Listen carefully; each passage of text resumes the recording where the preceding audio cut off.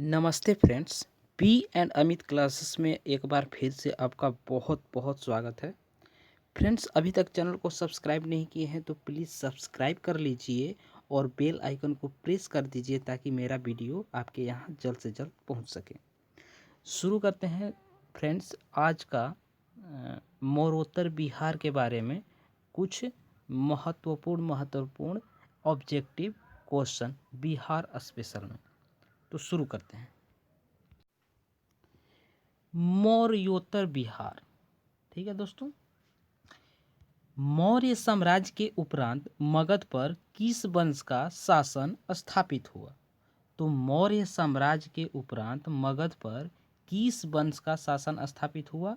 तो जैसा कि आप देख रहे हैं, शुंग वंश का शासन स्थापित हुआ और शुंग वंश का जो शासन काल था 185 ईस्वी से 75 ईसा पूर्व तक था। ठीक है, तो ये याद रख 185 ईसा पूर्व से, ठीक है, यहाँ मिस्टेक कर दिया है। ठीक है, तो प्रिंटेड में तो 185 ईसा पूर्व से 75 ईसा पूर्व तक शुंग वंश का शासनकाल था। ठीक है, अब देखिए शुंग वंश का संस्थापक कौन था? ठीक है, शुंग वंश का शासनकाल 185 से 75 ईसा पूर्व तक चला और मौर्य साम्राज्य के उपरांत मगध पर शुंग वंश का शासन स्थापित हुआ।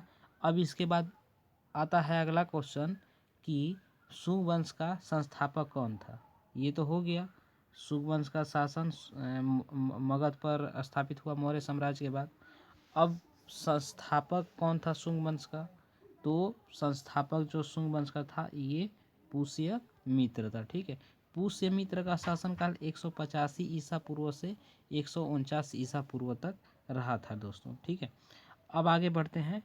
किस शुंग वंश ने पाटलिपुत्र में स्थित कुकुटराम बिहार को 3 बार नष्ट करवाने का प्रयत्न किया? ठीक है दोस्तों, तो ये जो था पुष्यमित्र ही जो था, ये इसने क्या किया कि पाटलिपुत्र में जो स्थित कुकुटराम बिहार था उसको 3 बार नष्ट करवाने का प्रयत्न किया था।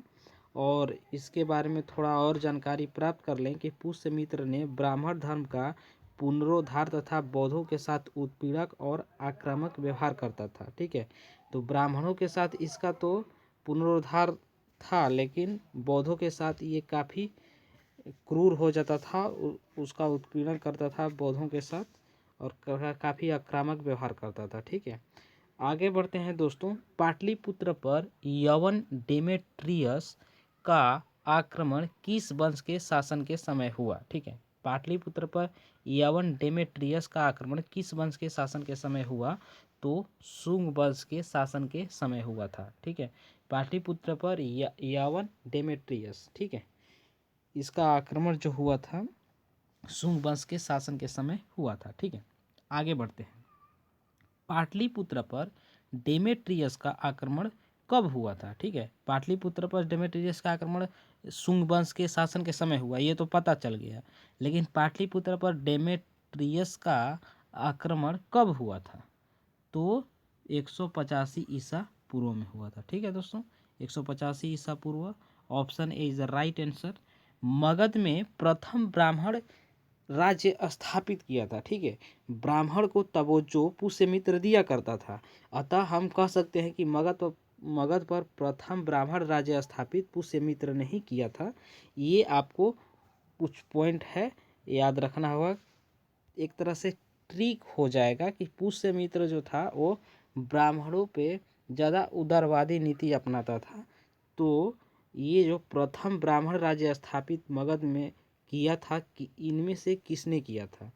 तो Pushyamitra is the right answer, option C. ठीक है, शुंग वंश के पतन के बाद मगध पर किस वंश का शासन स्थापित हुआ? शुंग वंश के पतन के बाद मगध पर किस वंश का शासन स्थापित हुआ? तो ये लिच्छवी का हुआ था। ठीक है, तो काण्व वंश का शासन 75 ईसा पूर्व से 30 ईसा पूर्व तक रहा था। और ये सॉरी दोस्तों, ये वंश पूछ रहा है, ये तो किस वंश का शासन स्थापित हुआ था? तो काण्व वंश का शासन स्थापित हुआ था और काण्व वंश का शासन जो चला था वो 75 ईसा पूर्व से 30 ईसा पूर्व तक चला था। ठीक है, अब काण्व वंश का संस्थापक कौन था? ये तो पता चल गया कि शुंग वंश के बाद मगध पर काण्व वंश का शासन स्थापित हुआ और 75 ईसा पूर्व से स्टार्ट हुआ काण्व वंश और 30 ईसा पूर्व तक चला था। लेकिन काण्व वंश का संस्थापक कौन था? तो काण्व वंश का जो संस्थापक था वो था वसुदेव। ऑप्शन डी हो जाएगा इसका, वसुदेव। और देखिए इसका व्याख्या थोड़ा देख लेते हैं। शुंग वंश का अंतिम शासक देवभूमि, शुंग वंश का जो अंतिम शासक देवभूमि था उसका हत्या कर उसके सचिव वसुदेव, तो वसुदेव जो देवभूमि का सचिव था, ये वसुदेव ने क्या किया कि देवभूमि का ही हत्या कर दिया। देवभूमि का हत्या कर मगध में काण्व वंश की नींव डाली, मगध में काण्व वंश की स्थापना की। और काण्व वंश की स्थापना 75 ईसा पूर्व से स्टार्ट हुआ। ठीक है, और स्थापना एक तरह से बोल सकते हैं 75 ईसा पूर्व में हुआ काण्व वंश का स्थापना। और ये जो चला था 75 ईसा पूर्व से 30 ईसा पूर्व तक चला था। और काण्व वंश का संस्थापक जो था हमारा कौन था? वसुदेव था। ठीक है, वसुदेव कौन था? ये देवभूमि का सचिव था। ठीक है, ये मगध शुंग वंश का जो अंतिम शासक देवभूमि था, तो ये उसका सचिव था वसुदेव। काण्व वंश की सत्ता समाप्त की। काण्व वंश की जो सत्ता थी वो किसने समाप्त की? तो आंध्र सातवाहनों ने। ठीक है, काण्व वंश की सत्ता समाप्त की आंध्र सातवाहनों ने की थी। ठीक है, आगे बढ़ते हैं दोस्तों। ठीक है, काण्व वंश के उपरांत पाटलिपुत्र पर कुछ समय के लिए किस वंश के राजाओं ने शासन किया? ठीक है, काण्व वंश के उपरांत पाटलिपुत्र पर कुछ समय के लिए किस वंश के राजाओं ने शासन किया? तो मित्र वंश ने। मित्र वंश कहाँ है? अच्छा इधर है। मित्र वंश ने शासन स्थापित किया। ठीक है दोस्तों, मित्र वंश ने शासन स्थापित किया। शुंग वंश के उत्कृष्ट नमूने बिहार के किस स्थान से प्राप्त होते हैं?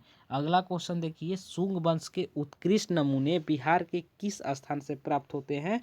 तो ये बोध गया से प्राप्त होते हैं दोस्तों। ठीक है, तो ये आपको याद रखना है। कनिष्क ने पाटलिपुत्र के किस बौद्ध को अपने दरबार में प्रश्रय दिया था? कनिष्क ने पाटलिपुत्र के किस बौद्ध विद्वान को अपने दरबार में प्रश्रय दिया था? तो अश्वघोष ने दिया था। ये याद रखना है, अश्वघोष ने। इसका थोड़ा व्याख्या है उसको देख लेते हैं। कनिष्क जो था पाटलिपुत्र के राजा को बुरी तरह परास्त किया तथा हरजाने के रूप में वह यहाँ से अश्वघोष, बुध का भिक्षा पात्र तथा एक अद्भुत मुर्गा ले गया था। ठीक है, तो कभी कभी क्वेश्चन में दे दिया जाता है कि अश्वघोष को किसने लाया था? तो ये कनिष्क ने। ठीक है, तो ये याद रखना है आपको। मगध पर शासन करने वाले राजवंश का सही क्रम है। देखिए, मगध पर शासन करने वाले राजवंश का जो सही क्रम है वो है हर्यक, शिशुनाग, नंद, मौर्य, शुंग, काण्व। ठीक है, तो ये ऑप्शन सी इसका राइट आंसर हो जाएगा। ठीक है दोस्तों, शुंग वंश की राजधानी थी। ठीक है, शुंग वंश की राजधानी थी। शुंग वंश की राजधानी पाटलिपुत्र थी। अधिकतर वंशों की जो राजधानी रही, अधिकतर साम्राज्यों की जो राजधानी रही, पाटलिपुत्र ही रही। इसलिए आपको उतना जो जो नहीं रही, जिस जिस साम्राज्य जिस जिस वंश के बारे में, वो थोड़ा आप लोग याद कर लीजिए। बाकी तो अधिकतर पाटलिपुत्र ही रहे, तो ये काफ़ी महत्वपूर्ण है पाटलिपुत्र।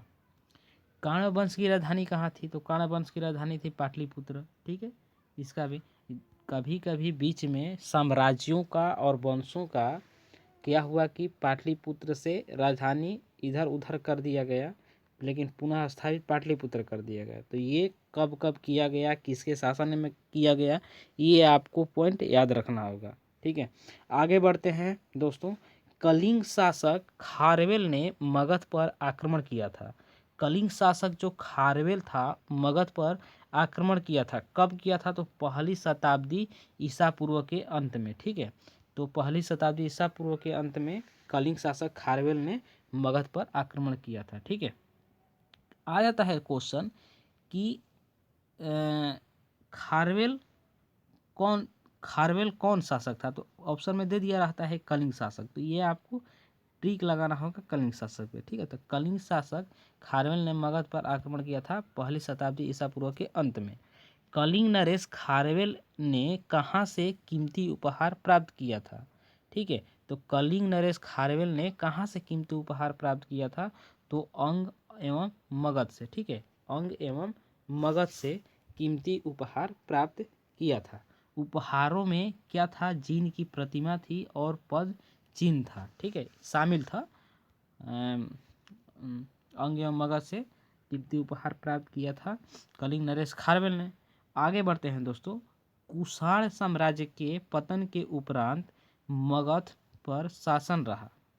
तो कुषाण साम्राज्य के पतन के बाद मगध पे शासन रहा। किसका शासन रहा?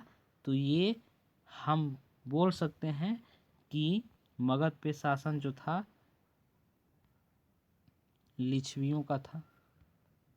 ठीक है, लिच्छवियों का। इसका व्याख्या देख लेते हैं। उत्तरों की व्याख्या बहुत महत्वपूर्ण होता है, देख लेते हैं। देखिए क्या दिया है कि कुछ इतिहासकारों के अनुसार मगध पर शक मुरंडों का नियंत्रण हो गया था। ठीक है, तो शक मुरंडों का नियंत्रण हो गया था कुछ इतिहासकारों के अनुसार मगध पर।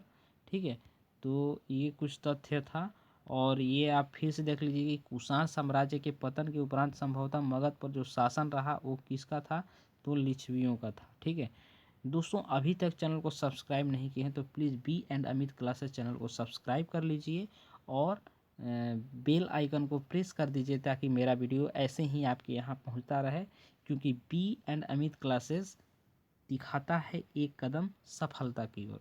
ठीक है दोस्तों, तो शुरू करते हैं। अगला क्वेश्चन, गार्गी संहिता में पाटलिपुत्र पर यवनों के आक्रमण का उल्लेख है। यह आक्रमण किसके शासनकाल में हुआ? तो यह आक्रमण जो हुआ था, ये आक्रमण गार्गी संहिता में पाटलिपुत्र पर यवनों का जो आक्रमण हुआ था यह किसके शासनकाल में हुआ था?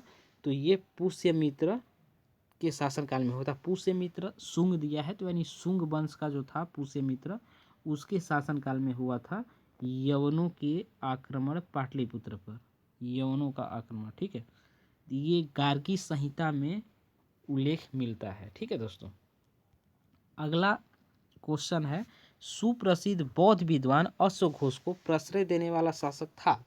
हमने पिछले क्वेश्चन में देखा कि अश्वघोष को किसने लाया था? तो कनिष्क ने लाया था अपने दरबार में। ठीक है, तो अश्वघोष को प्रश्रय जो देने वाला था वो कौन था? कनिष्क था। ठीक है दोस्तों, तो ये आपको याद रखना है, Kanishka. Option B is the right answer. दोस्तों, वीडियो कैसा लगा हमें कमेंट बॉक्स में ज़रूर से ज़रूर बताएं। और एक बार फिर से बोलता हूं दोस्तों, अभी तक चैनल को सब्सक्राइब नहीं किए हैं तो प्लीज़ सब्सक्राइब कर लीजिए, क्योंकि और भी नई नई रोचक वीडियो आपके लिए बी एंड अमित क्लासेस लाता रहेगा। प्लीज़ चैनल को सब्सक्राइब कीजिए और हमें सपोर्ट कीजिए। Thank you.